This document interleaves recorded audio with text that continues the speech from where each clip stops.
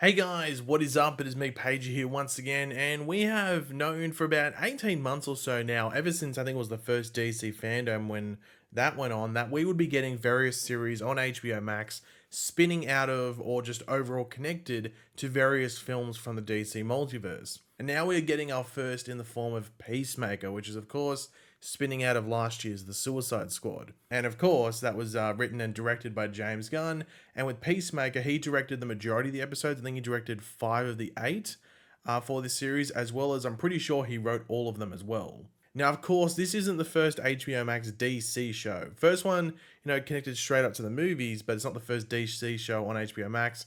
We have shows like Titans, Doom Patrol. I think technically Pennyworth is one now, and of course animated shows like Harley Quinn and Young Justice. But with all of those being there and some having multiple seasons, Peacemaker is my favorite by far. Clearly, it just clearly like none of the others come close. And in this video, I'll be giving some quick non-spoiler thoughts for those that haven't watched it yet, but maybe want some reasons, to sit down and watch those first 3 episodes. And then I'll jump into my more spoilery thoughts about the first 3 episodes that dropped over the past day or so, the characters, the story, everything like that. But throughout the video, if you've watched it, let me know in the comment section down below. What did you think of the first 3 episodes? What would you give it out of 10? You're going to keep watching? What were your favorite parts? Let me know all that in the comment section down below. And if you're going to enjoy the video that's either convinced you to watch the series, or you enjoyed the video when I discussed it all, you enjoyed the episodes, want to drop a like on the video to show support. So yeah, firstly, let's just jump into my non-spoiler thoughts for those that haven't watched it but maybe want some reasonings to go and watch it. Now, if you asked me to sell Peacemaker as a show to you, the way I would sell it, and this is just my opinion, of course, from what I've seen in these first 3 episodes, but to me, it seems like a mashup or blending of The Office and Arrested Development, meeting a bucket load of James Gunn R-rated comic booky craziness. Now, if you have seen the Suicide Squad and the character interactions in there, along with the R-rated stuff that came along with that, that continues on into Peacemaker, but probably dialed up to 11. Suicide Squad or the Suicide Squad up to like an 8 or a 9, they dial it up to 11, like it goes hardcore. Now, I actually told one of my mates that this new DC show was out, and he asked me like what my thoughts on it, and I just said, it's really good, but random as F. You know what I mean? Well, if you know what I mean by F, because YouTube will definitely strike the video down for some reason if I swear.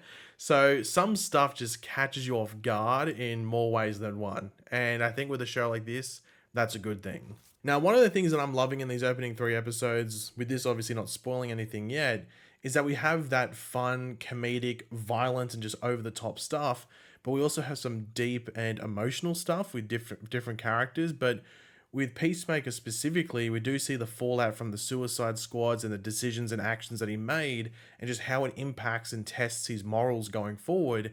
And you get that very early on into the series, and I'm interested to see how that further plays out as we get deeper into this series. As I said, I think there's 8 episodes, so we're not even halfway yet, and I feel like a lot has still happened, even though there is still a while to go. Now, I must mention, if you do watch the Arrowverse shows or have watched the Arrowverse shows, you will notice some familiar locations as they film this show in Vancouver, like the Arrowverse shows do.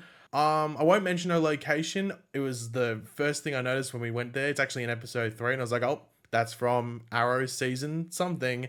You'll probably notice it when you see it, but yeah, keep your eyes out for familiar locations. And the last non-spoilery thing to mention is the soundtrack. I absolutely love it. James Gunn is pretty well known for thinking about the soundtrack and putting some work into it, and they're pretty popular as just singular soundtracks. But in the first 3 episodes, there's pretty like a movie's worth of songs. Like, it'd fill up a soundtrack. So I can't wait to see what the entire show's soundtrack is like.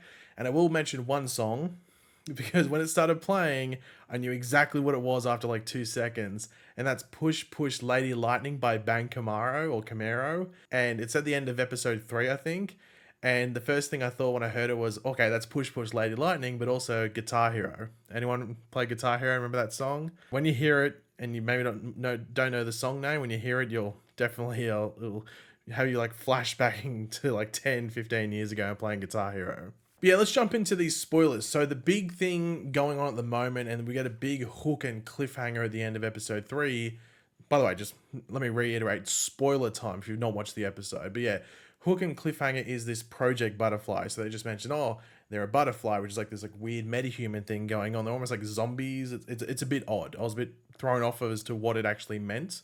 But at the end of episode 3, we do get Senator Goff, I think his name was. So powerful people. He has like this alien butterfly like creature implanted in his head. Now I don't know necessarily if it's they are the aliens with these butterfly and they just sort of form through it, or the butterfly thing flies into them. I don't know if they actually said that in the episodes or not. If it did, it quickly passed by. But we've still got 5 episodes to go. But the big thing is that regardless of like whether they fly into people's heads or they just generate around them, is that it's not an isolated incident, just this one person or anything like that, or just some minor people here and there. Because as we see right at the end of episode 3, it's a big worldwide issue. It's everywhere. The potential butterfly thing going on is just everywhere. So I do wonder if it maybe connects to the larger DCEU as a whole, and maybe something that happens next, or maybe it's an aspect of something, or the fallout from it leads to another thing. Very curious, because it is a worldwide thing. It's not isolated in a small town or just this little area or a few people that they have to sort of check off the list and take out. It's a big, big thing. So how do they resolve this? So that's definitely going to be interesting to see how that plays out over the next 5 episodes, and even if they can do that. But let's jump into the specific characters, because that's really a lot of the plot stuff in regards to the main thing. They really give you that hook and cliffhanger at the end of episode 3, but a lot of these opening 3 episodes is really meeting the characters and just interacting with these characters. Now, of course, you're going to start with the title character of Peacemaker, or Christopher Smith, but Peacemaker is the better. I mean, Christopher Smith, what a generic name. I mean, but he was made so long ago. So Peacemaker, there was a lot of chatter and talk heading out of the Suicide Squad film as to whether this character could lead a show, because we knew going into the Suicide Squad that Peacemaker was getting his own show. It wasn't announced afterwards, it was announced before. So there was just this chatter whether this character could lead a show and just be interesting enough, and people weren't even convinced by the film. But these first 3 episodes, at the very least, have given a big middle finger to those doubters. Now, John Cena is nailing it so far. Now, he's been like a cameo supporting guest sort of character in a lot of different things, but this is his time to lead something, and he, as I said, he nails it. And he just works with all the characters. No matter who he's sharing a scene with, it just works. Even a goddamn CGI eagle, it works. And you also get all these ranging themes and emotions from him, whether it's the over masculinity of the character, or it's the almost like need or want to be loved. And it's just like the fact that that's been like a missing part of his life because of his upbringing. Like, just the relationship with his father is obviously a troubled one. Though, it must be said, his father is an ass, but he has a dope ass armory. I mean, that was cool. And I just can't wait to see where we go with Peacemaker as a character in the rest of the season, and maybe where it leaves off into potential other projects at the end of it, or whatever it might be. But yeah, very impressed with it so far in regards to that aspect. Now, as you would expect, along with Peacemaker, the main character, we have a bunch of supporting characters as well. And I won't focus on all of them, because we have a character like Judo Master, for example, who was funny, but he's in not like a ridiculous amount of screen time that we have so far in these opening 3 episodes. And then we have like the 2 detectives of Fitzgibbon and Song, I think their names were. But once again, not much to jump in and detail there. They just played their part very well. So we do have a couple of returning characters from the Suicide Squad in the form of John Economos, or Economos, however you want to pronounce it, and Amelia Harcourt. And while John sort of fits into a similar role we saw him in within the Suicide Squad film, we just get more screen time with him, and the banter between him and the other characters, regardless of who it is, like not just Peacemaker, is a lot of fun. But Amelia Harcourt is definitely where we get a different view of the character compared to the Suicide Squad, where we see she is a force out in the field, and we have this like sort of like will they, won't they thing going on between her and Peacemaker, which is mostly coming from Peacemaker's side, but there isn't like total resistance from Harcourt either. So let's just see where that goes. But there were rumors that this character of Harcourt will like appear in other DC movies. I guess with this affiliation with Argus and all of that. So maybe they might tease that towards the end of this season with her, but once again, it's a wait and find out. But I'm enjoying her character because and John Economos as well, just because we just get more time with them and more situations outside of what we saw in the Suicide Squad. Because in that movie, they were just stuck in an office for the most part. And of course, as you would expect, we do meet a bunch of new characters as well in this series. And we'll talk about one that we already mentioned first, and that is Peacemaker's father, Augie Smith, who is a old racist son of a bitch. And They actually reveal quite early on into the show that he is the villain from the comics known as White Dragon, which matches up perfectly. White Dragon being a white supremacist in the comics, with us last seeing him getting taken to prison after being sort of like framed or used as a scapegoat, whichever way you want to put it, for Peacemaker's activities in the early episodes. Now we see that there are fellow supremacists in the prison and they brick up when he walks in, going to kneel his feet, doing like the Heil sort of thing. So I'm not sure if he's going to be a big threat this season, where he empowers these folk again. There's something weird going on.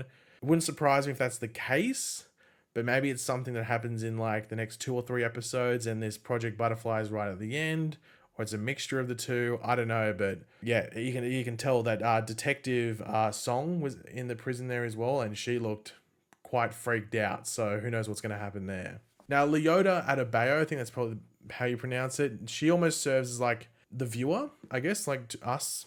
It's like the viewpoint of us to an extent, where the morals of the group don't really line up with hers. But we learn very early on, like a couple of other things on this show, that she's the daughter of Amanda Waller. And it's important to remember that this group, at least Harcourt and Economos, they knocked out Amanda Waller in the Suicide Squad and are sort of like constantly crap talking her. Now, they don't know that she is Waller's daughter. Whether that gets out in this series is another question. I would assume it will. But I did read somewhere that Leota is the character that best fits the co-lead alongside Peacemaker. I think James Gunn might have said that himself. So I would expect more story with her as the episode moves along. But of course, she has her wife and I guess her family, I guess you want to call it, because they have the dogs and they treat them as children, I guess. And they could potentially be in danger as well. And they're just going to put some stress on there. So let's see what happens there. But we're led to believe that she's meant to be.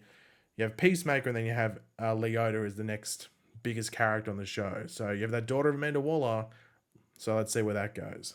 Adrian Chase, Vigilante, is definitely portrayed in this show with some flexible creative liberties, but he works with what the show is. Now, of course, he is an outsider at first, but I think after these first 3 episodes, he will properly be a part of this group, especially with what happens in episode 3.